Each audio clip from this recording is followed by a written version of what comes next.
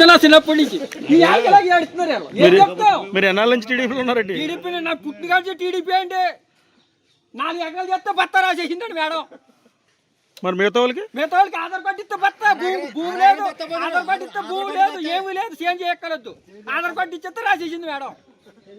ఇప్పుడు అడిగాం కదా, ఇప్పుడు అడిగితే గొడవ మనుషులు మేము మళ్ళీ తిరిగి వాళ్ళు మాత్రం పెద్ద ఇలా చెప్తారు. ఏదో ఒక గైడ్ లైన్ చూడదు. పంట నమోదు చేసుకున్న వాళ్ళకి బత్త ఇస్తానందండి మేడం గారు.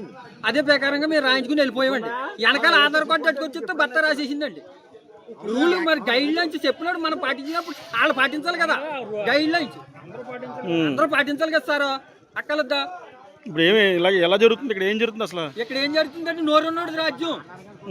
వెనకాల ఎవడో మీకులటోడు వచ్చి 2 బత్తాలు మనవాడు రాసేంటే రాసేస్తాం అంతే.